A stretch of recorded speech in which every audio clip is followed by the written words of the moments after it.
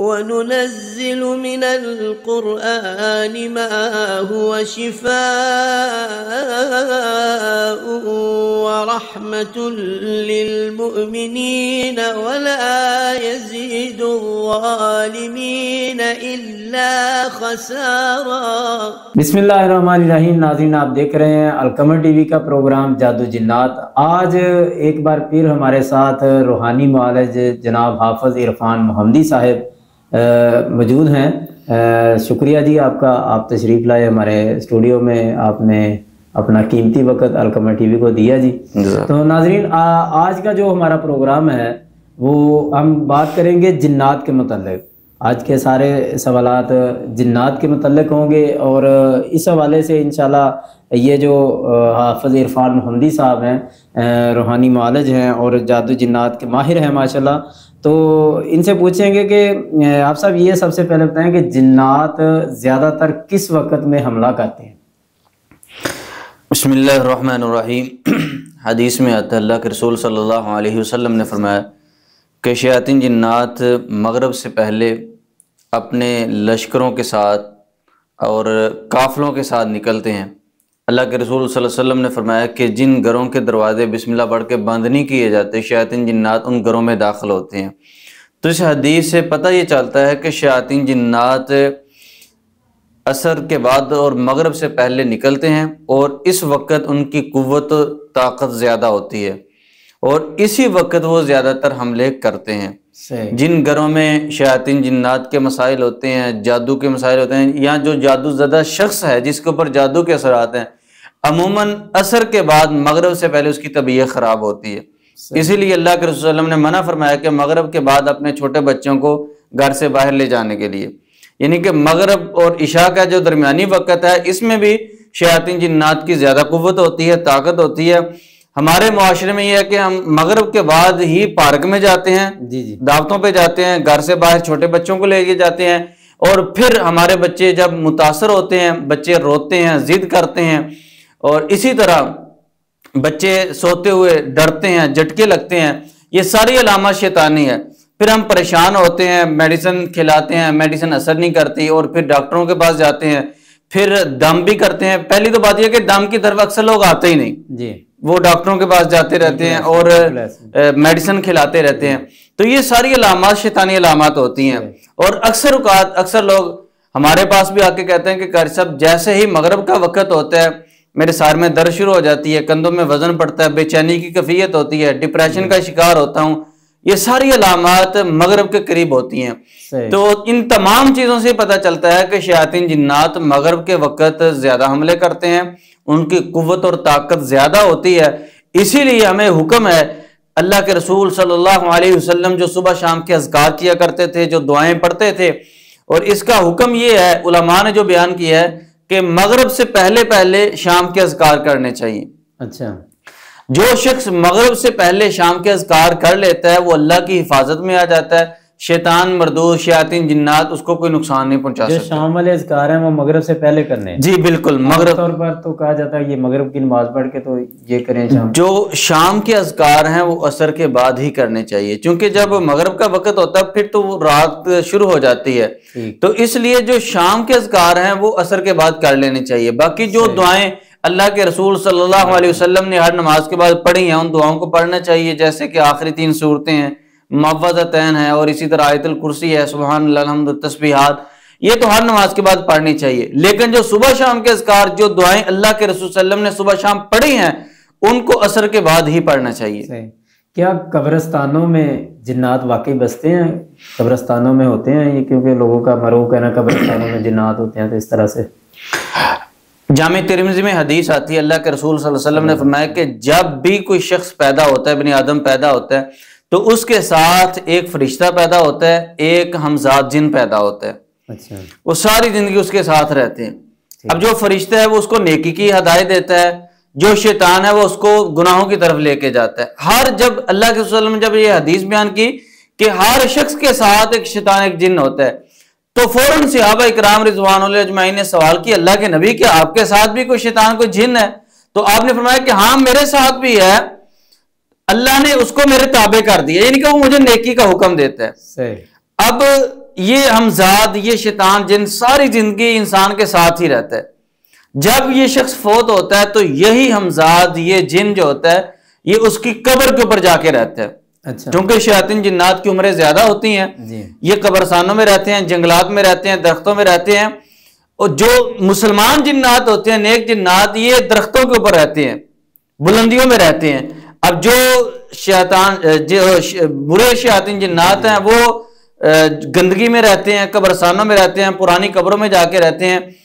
तो जब जादूगर जादू करते हैं, कब्रस्तानों में जाते हैं, तो वहां पे जाके फिर ये चिल्लाकशी करते हैं। और यही हमजाद जो इंसान की कब्र के ऊपर होता है, फिर इनके साथ ये मुआहदे मामला तय करके तो इनको अपने कंट्रोल में लाते हैं। तो मुख्तलिफ तजर्बात से ये चीजें जाहिर होती हैं कि शयातीन जिन्नात जंगलात में रहते हैं, कब्रस्तानों में रहते हैं।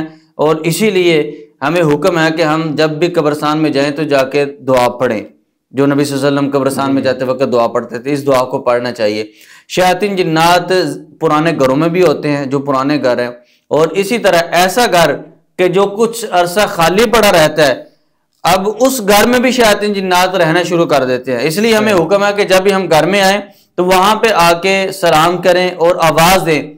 बहुत बार ये होता है कि एक घर 3-4 माह या 5 माह खाली पड़ा रहा है, तो उसके बाद कुछ लोग घर में आते हैं, रहना शुरू कर देते हैं, और फिर कहते हैं जी अचानक सारी फैमिली बीमार हो गई।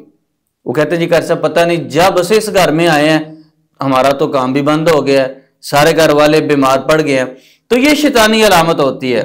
जिस तरह वो हदीस में आता है, सहाबी घर में आए तो एक सांप था, तो सहाबी ने सांप को मार दिया, सांप भी मर गया, वो सहाबी भी फौत हो गए। तो अल्लाह के रसूल सल्लल्लाहु अलैहि वसल्लम ने फरमाया कि मदीना में जिन्नात का एक ग्रोह मुसलमान हुआ है जो मुख्तलिफ शक्लों को इख्तियार करते हैं, सांप की शक्ल इख्तियार करते हैं।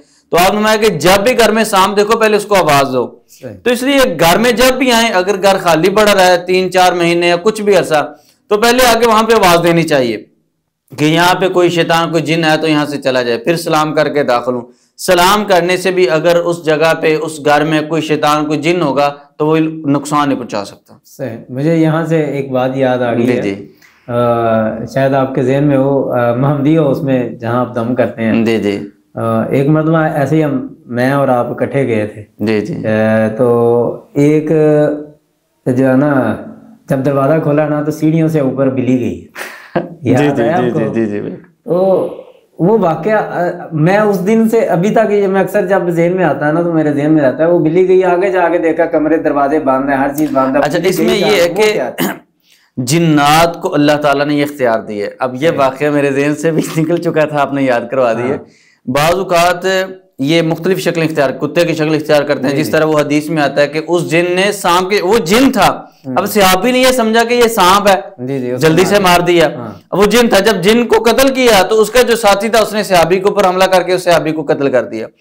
शयातीन जिन्नात कुत्ते की शक्ल इख्तियार करते हैं, बिल्ली की शक्ल भी। अब मेरे ख्याल में हम कुछ अरसे के बाद घर में आए थे महमदिया, उसमें मैं भी लाहौर से बाहर था। जी, बिल्कुल। अब जिस वक्त मैंने घर बंद किया था, कैमरे लगे हुए थे, घर में कोई चीज नहीं थी। अब जब हमने दरवाजा खोला तो हमें सीढ़ियों के ऊपर बिल्ली नजर आई, बिल्कुल ऐसे। अब जब हमने ऊपर जाके देखा, ऊपर भी दरवाजा बंद और घर में बिल्ली भी नहीं है। तो चूंकि वहां पे हम इलाज करते हैं, मुख्तलिफ 3 दिनों में मुख्तलिफ लोग आते हैं, बेशुमार लोग आते हैं, जिन्नात निकालते भी हैं, मुसलमान भी होते हैं। तो कुछ जिन्नात वहां पे रहना भी शुरू कर देते हैं। ऐसी जगह जहां पे इलाज किया जाता है वहां पे अमूमन शयातीन जिन्नात रहते हैं।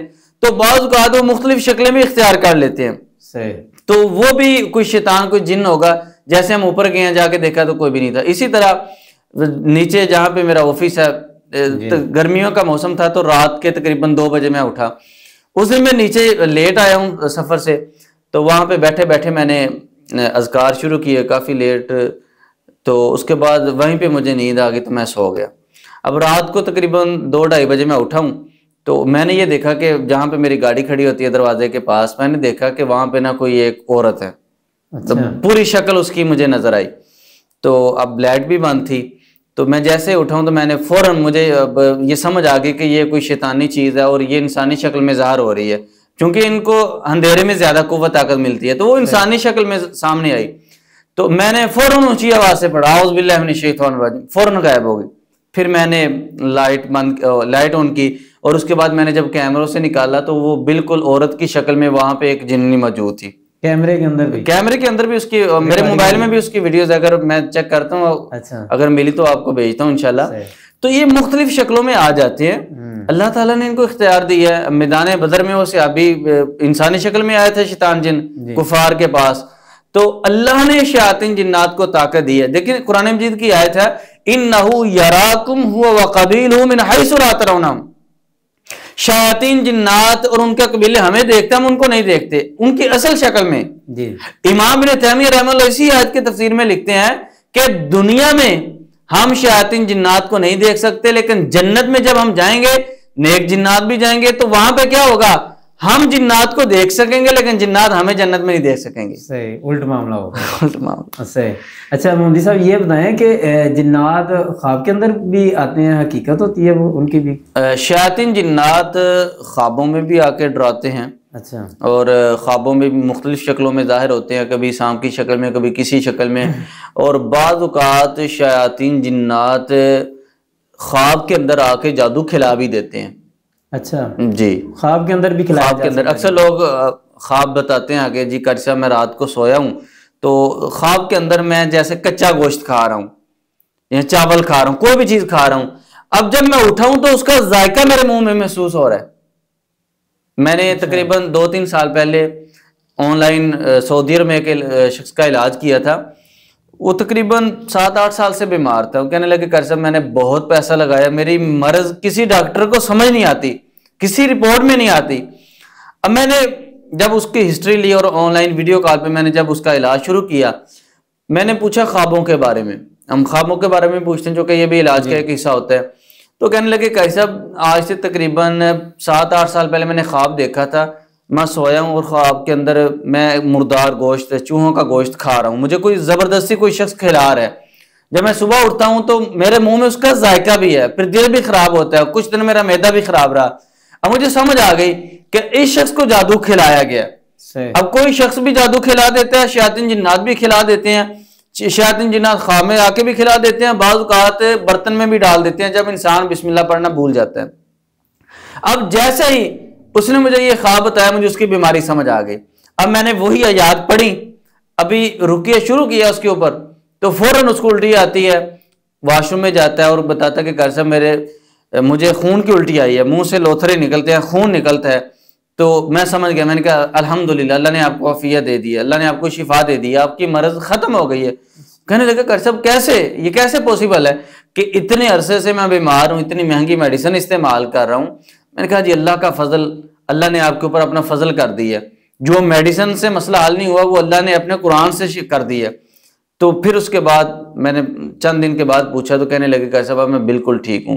तो उस शख्स को जादू खिलाया था, यानी ख्वाब के अंदर भी शयातीन जिन्नात भी जादू आके खिला देते हैं। क्या जिन्नात हमारी आवाजें सुनते हैं? जी बिल्कुल सुनते हैं। शयातीन जिन्नात हमें देखते भी हैं, हमारी आवाज़ें भी सुनते हैं। इसीलिए अल्लाह के रसूल सल्लल्लाहु अलैहि वसल्लम ने हमें हुक्म दिया कि जब भी आप क़ज़ा हाजत के लिए जाएं तो वॉशरूम में जाते वक्त दुआ पढ़ें। वहाँ पे शयातीन जिन्नात होते हैं, अगर कोई शख्स दुआ नहीं पढ़ता तो फरमाया कि वो इब्ने आदम की शर्मगाहों के साथ खेलते हैं। अब इस हदीस से हमें पता चलता है कि हम दुआ पढ़ते हैं तो अल्लाह हमारे दरमियान और शयातीन जिन्नात के दरमियान एक पर्दा हायल कर देता है। वो सुनते हैं तो एक पर्दा हायल होता है। जी जी। तो इसलिए शयातीन जिन्नात हमें नजर नहीं आते, वो हमें देखते भी हैं, हमारी आवाज़ों को भी सुनते हैं। हम किस तरीके से उनसे महफूज रह सकते हैं, वो तरीका यही है जो अल्लाह के नबी अलैहिस्सलाम ने सुबह शाम की दुआएं बताई हैं, सुबह शाम के अज़कार बताए हैं। उनको पढ़ने से हम शयातीन जिन्नात के हमलों से महफूज रह सकते हैं। अच्छा आखिरी एक मैं सवाल करूंगा कि मोहम्मद साहब ये बताएं, आप अक्सर आप इलाज करते हैं, जैसे आपने क्या अभी आप एक बात की है, उसी से मेरे जहन में सवाल आया कि अक्सर लोग कहते हैं कि ये कुछ जो इलाज करने वाले होते हैं, कुछ लोग डराते भी बड़ा है जी, ऐसे ऐसे है, ये मामला भी, हर मामले कोई जादू की तरफ ले आते हैं। क्या ये भी हकीकत है इसके अंदर? आप भी कोई ऐसा अमल करते हैं या इलाज करते हुए? देखिए कुछ लोग ऐसे हैं जो दुनियादार हैं, लोगों के मालों को बटोरने के लिए, जैसे वो कुरान मजीद की आयत है, या अय्युहल्लज़ीना आमनू इन्ना कसीरम मिनल अहबारी व रुहबान, अल्लाह ताला फरमाते हैं कि कुछ उलमा, कुछ जुहला, कुछ पीर फकीर जो मजहबी लिबादे में, मजहबी लिबादा जिन्होंने ओढ़ा होता है, ला याकुलूना अमवालन नास बिल बातिल, वो लोगों का माल ना हक तरीके से खाते हैं। कुछ लोग ऐसे होते हैं कि जो हर चीज को जादू बना देते हैं। जी जी। अब कुछ लोग ऐसे हैं कि वो सिर्फ लोगों को डराने के लिए, पैसे बटोरने के लिए हर चीज जादू की वजह से फिर उनसे फीसें बड़ी बड़ी लेते हैं। तो हम लोग तो आपके सामने 3 दिन किसी से कोई फीस नहीं लेते। मेरा सवाल ये है कि मतलब जैसे वो बात जी जी, हम लोगों को डराते भी नहीं है और ये भी बताते हैं कि आपने अपनी बीमारी का इलाज भी करवाना है। जितना मसला होता है उतना बताते हैं। बल्कि मेरा एक तरीका ये है, मैंने अभी ये तरीका भी अपनाया है कि अब मैंने बिल्कुल बताना छोड़ दिया कि आपके ऊपर जादू का मसला है, जिन्नात का मसला है। ये मैंने कोशिश की है। लोग हमें बहुत मजबूर करते हैं, लेकिन हद्दुल इम्कान हमारी कोशिश यही होती है कि अब किसी को बताएं ना। पहले हम ये भी बताते थे कि ये जादू किसने किया, देखा कि इसका नुकसान है खानदानों में, हमने ये बताना छोड़ दिया। फिर उसके बाद हम ये बताते थे कि जादू का मसला है, जिन्नात का, नजर-ए-बद का। अब इसका भी मैं देख रहा हूं कि इसका भी नुकसान है। जब हम किसी शख्स को ये बता देते हैं कि आपके ऊपर जादू है, तो जादू कहने से भी जादू हो जाता है, जिन्नात का बताने से भी जिन्नात का हमला हो जाता है, नजर-ए-बद के अलावा। क्योंकि जिस वक्त उस शख्स ने गर्दान करनी है, अब मैंने किसी को बता दिया आपके ऊपर जादू है, वो घर में जाके बताएगा जी काजी साहब ने बता दिया मेरे ऊपर जादू है। अब क्या होगा, जो उसके साथ हमजाद जिन है उसको ताकत मिल रही है। उस हदीस की रोशनी में जिस सहाबी ने शैतान को गाली दी, सवारी को ठोकर लगी, सहाबी की सवारी को ठोकर लगी, उन्होंने शैतान को गाली दी, तो आपने फरमाया कि तूने शैतान को गाली दी है, ये पहाड़ की तरह हो गया, अगर तुम बिस्मिल्लाह पढ़ते तो ये मक्खी की तरह हो जाता। जब हम बताते हैं कि जादू का मसला है तो जादू को ताकत मिलती है, जिन्नात का बताते हैं उसको ताकत मिलती है। अब मैंने ये इरादा किया, अल्लाह इसके ऊपर मुझे कायम रखे, कि अब ये किसी को नहीं बताना। अब एक शख्स बीमार है, सर में दर्द है, बीमारी का पता चलता है तो पैनाडोल खाते हैं, किसी जगह पे तकलीफ होती है तो डॉक्टर के पास जाते हैं। जब रूहानी मसला होता है, मेडिसिन असर नहीं करते, डरोने ख्वाब आते हैं, सारी अलामात है। ये अलामात हमने अपने इदारे में भी लिखी हैं। अब किसी में ये अलामात मौजूद है तो वो इलाज करवाने के लिए आ रहा है। फिर हम यही कहते हैं कि आप नमाज पढ़ें, अल्लाह का कुरान पढ़ें और दम करवाएं, जो दुआएं अल्लाह के नबी ने बताई हैं उनको पढ़ें, ये मसले खत्म हो जाएंगे। नहीं, डरोने ख्वाब वगैरह आना ये जादू की अलामत है, ये नहीं कि किसी को डरोने ख्वाब मुख्तलिफ वजह से आते हैं। इसकी 3 किस्में हैं, लेकिन उनमें एक किस्म ये भी है, बाद औक़ात अगर किसी शख्स का मैदे का मसला है, मैदा खराब है, तो उसकी वजह से भी जी जी ये सारी कितनी लेते हैं आप इसके? फीस जितनी कोई देते ले नहीं, बड़ी बड़ी हमने सुना है कुछ सुनना तो वैसे 40 बकरियां भी है इसकी, बस 40 बकरियां 50,000 की भी बकरी लगाए तो आपको अच्छा खासा माल। अल्लाह अकबर कबीर अल्हम्दुलिल्लाह कसीरा। जिस वक़्त मैंने ये इलाज शुरू किया था तो उस्ताद गिरामी शेख इकबाल सल्फ़ी रहमहुल्लाह, अल्लाह ताला उनकी बख्शिश फरमाए, अभी रात को भी हमारे एक दोस्त थे, हमने इकट्ठा उनसे काम सीखा, शेख साहब से हाफिज़ काशिफ भाई, उनसे 2 घंटे बात हुई तो यादें ताज़ा हो रही थी और हम यही आपस में डिस्कस कर रहे थे कि उस्ताद गिरामी ने हमें ये हुक्म किया था कि इस काम को आपने दुनिया के माल के लिए नहीं करना, बिजनेस नहीं समझना। और अल्लाह का शुक्र है कि इस काम को हमने बिजनेस नहीं बनाया। 3 दिन इलाज करता हूँ, अल्लाह की रहमत से किसी से कभी 1 टका नहीं मांगा। कोई शख्स ये नहीं कह सकता कि हम 3 दिन गए हैं इलाज के लिए, पीर मंगल बुध, इसके अलावा लेते हैं फीस। मैं वो 3 दिन इलाज करता हूँ अल्लाह की रहमत से, ज़ोहर से मगरब से, कभी किसी से 1 रुपया नहीं मांगा उन 3 दिनों में जी। और उन 3 दिनों में ये भी होता है कि बाज़ औक़ात मैं रात के ज़ोहर के वक़्त बैठता हूँ जी, रात के 12-1 भी मुझे बज जाते हैं। लेकिन जो शख्स चाहे वो कराची से आया, इस्लामाबाद से आया, जब तक वो मेरे पास बैठा है, उधर बैठा है इदारे में, मैं उठ के नहीं जाता, पूरा टाइम देता हूँ अल्लाह की रहमत से, यानी हर नीयत से देता हूँ कि आपने बात सुनी जी। बिल्कुल सही। बाकी इसके अलावा जो टाइम देते हैं इनफरादी या ऑनलाइन या किसी के घर के लिए, तो उसके चार्जेस करते हैं। चूँकि आपको भी याद होगा कि हमें एक मरतबा फैसलाबाद में बुलाया था किसी दोस्त ने, मैं उस जगह का एग्जैक्ट नाम नहीं लूंगा, हाँ जी, तो हमारा खर्चा तकरीबन 15 से 20,000 रुपया आया था, तो उन्होंने आते वक्त हमें 3,000 रुपया दिया था। बिल्कुल ऐसे तो मैंने कहा था, बल्कि हजरत ये क्या आपने जी आपने भी कहा था कि नहीं, आपने कहा था कि कहना चाहिए। तो आप देखें कि एक शख्स गाड़ी करवा के जाता है तो अपनी जेब से तो नहीं वो खर्च कर सकता ना, तो इसी वजह से मैं किसी को घर का टाइम देता नहीं। अब लोग मुझे कहते हैं जी घर का टाइम दें, मैं कहता हूँ जी घर का टाइम नहीं मिलना, पीछे वजह कुछ और होती है। बुला लेते हैं, हम गाड़ी भी करवा के जाते हैं, खर्चा भी लगाते हैं। मैं अब यही कहता हूँ, इलाज करवाना होगा, कोई फीस नहीं है। 3 दिन इदारे में आ जाए, अल्लाह की रहमत से आपकी बात भी सुनेंगे, आपका इलाज भी करेंगे। सही। चलें जी, अल्लाह आपको बरकत दे। बहुत शुक्रिया, आपने अपना कीमती वक्त दिया। तो नाज़रीन, इस तरह के प्रोग्राम होते रहेंगे। अगर आपका जादू जिन्नात के मतलब कोई भी सवाल हो, कोई बात करना चाहें, आप हमारे व्हाट्सएप पे रब्ता कर सकते हैं, मैसेज करें। इंशाल्लाह हम रूहानी मौलवी हाफिज़ इरफान मोहम्मदी साहब से भी इंशाल्लाह गाहे बगाहे आपके साथ इनकी मुलाकात करवाते रहेंगे। और अगर आप भी किसी इलाज के हवाले से मुनासिब समझें इनसे रब्ता करना, तो ज़रूर करें। तो इंशाल्लाह फिर एक नए प्रोग्राम के साथ दोबारा मुलाकात होगी। तब तक के लिए हमें इजाज़त दीजिए। अल्लाह हाफ़िज़।